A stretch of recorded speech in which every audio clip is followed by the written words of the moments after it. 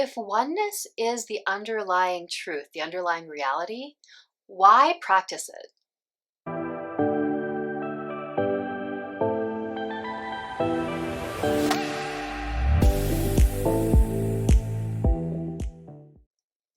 Hey everyone, I'm Sonja. Welcome to Holiness Connection.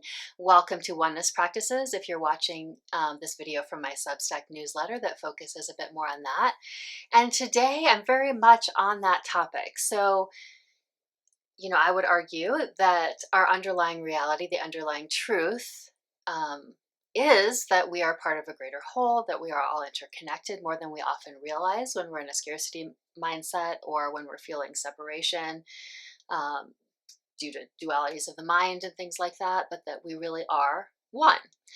And so, if that's true that we are one, why practice it?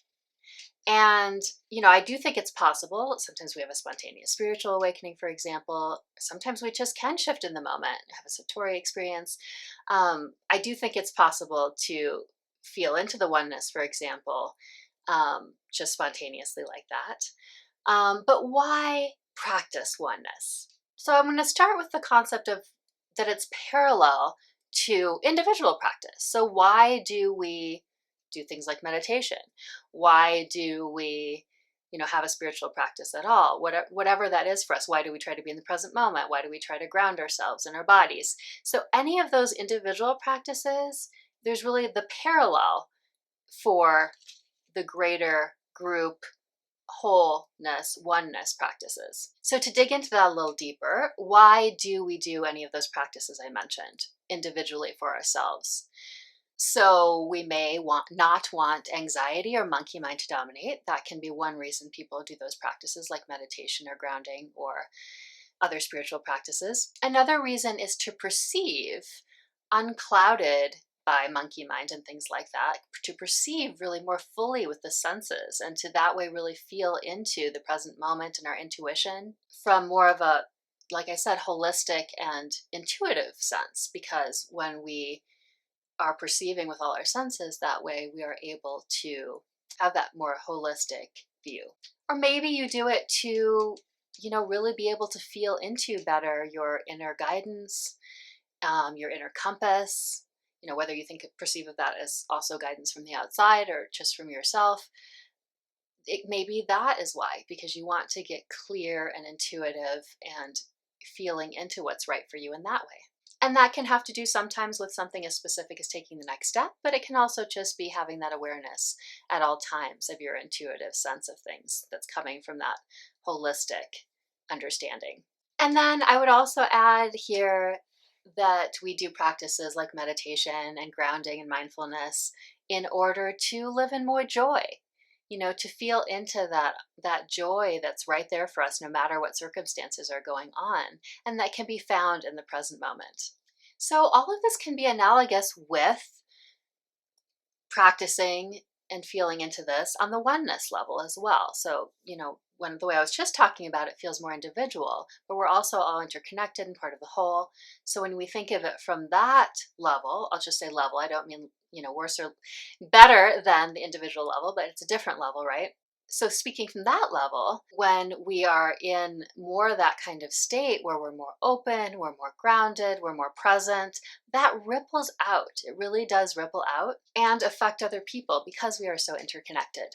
So does that mean in an individual interaction that someone may shift and, maybe they're feeling really closed and you can sense it, and will they for sure shift? Not necessarily. And maybe you won't know that it affects them still and, it happens later. But it's just an underlying truth that we are all interconnected. And so when we are open and we're sensing into the interconnection, that does ripple out and it matters. So coming back, like I often do, to a quote from the teacher of my teacher, so Cynthia Bourgeau's teacher, Brother Rafe, that no conscious act is ever wasted.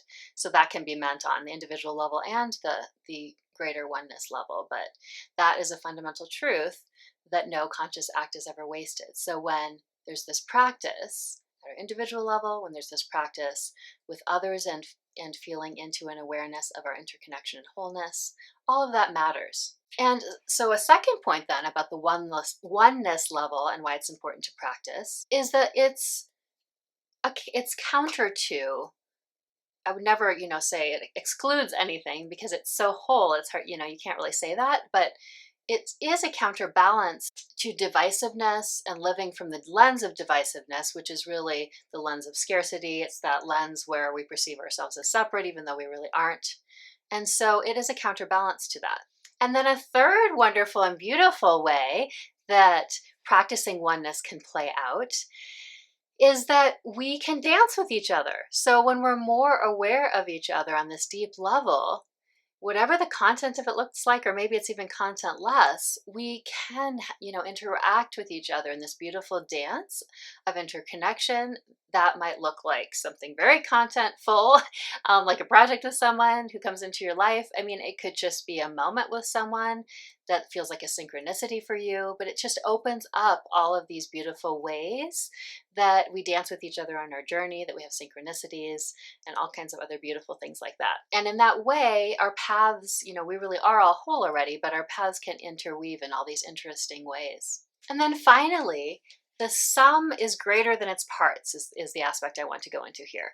So Taylor de Chardin, for example, he was a priest and also a scientist, and he spoke very much, as others do as well, about emergent properties. When things come together and interconnect, then there are emergent properties. And if you think of the body as an example, you have cells when they collect together, then you have tissues when they collect together, you have organs, then organs, you have systems, and then you have an entire organism, right? And that entire organism is very different and has completely different properties from the cells. So you don't have to say even it's better or worse, but there is this unfolding of these emergent properties when there are interconnections that build a greater whole.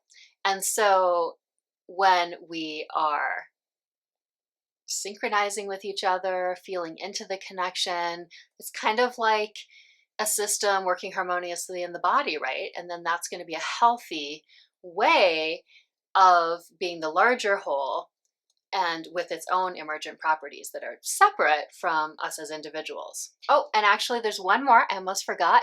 So to speak from a Gurdjieffian perspective, which is sometimes called the work, I don't know if you've ever heard of it, but um, it has this lovely cosmology in Gurdjieffian work called the Law of Three. And so it's like this emergent property thing in an interactive dance with someone else. And so you'll have one force or person perspective that's more like a going forward kind of perspective. The other one's more of a holding back or, kind of perspective. So you could think of it as the pro or the anti forces, but they're not right or wrong. What happens is that when they come together, there's not like a compromise or dialectic, but an emergent. Third force comes in, and that's something sort of like that's maybe around the connection. You could say in the particular case I'm giving, it's bigger than this, but for this particular example I'm giving, it's like when they are dancing together in this certain way and open, it can allow third force to come in, and that's something that's like you could say a catalyst almost, and then something can emerge that's sometimes unexpected. So it's not always just like this compromise, like we think of like, oh, you take this, you try to meet in the middle.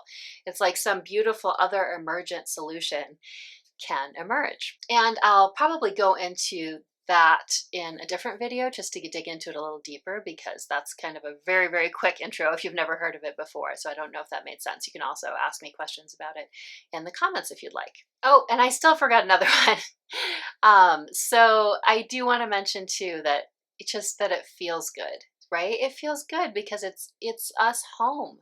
When we are feeling into our belonging and to the greater whole and to each other, it feels like home. It's joyful, it's peaceful. We feel like we belong because we do, but we're feeling it. And so that's a beautiful aspect too of practicing oneness. Okay, everyone, hopefully that was somewhat clear. It was kind of a quick go through of lots of these different points, which I may, get into in more depth individually in different videos going forward. But hopefully that helps you see both the parallels between our individual practice and our individual spiritual journeys and practicing oneness, as well as these ways that practicing oneness can really have all these beautiful ways that it matters, ways that it feels good, and ways that it simply plays out. in the universe, in our world. And if you like this kind of content, you may very well, if you're not already on the Substack newsletter, want to get on that. That's where I focus a little, it crosses over with here, but on Holiness Connection, but I get into a little more depth there and have some occasional just written posts about it. Um, because that's where I really focus on oneness practices and how we can practice oneness, both in this kind of content and in actually doing guided meditations and other ways of practicing it. And when you do sign up for that newsletter, you will receive a free guided meditation. Thanks everyone for watching.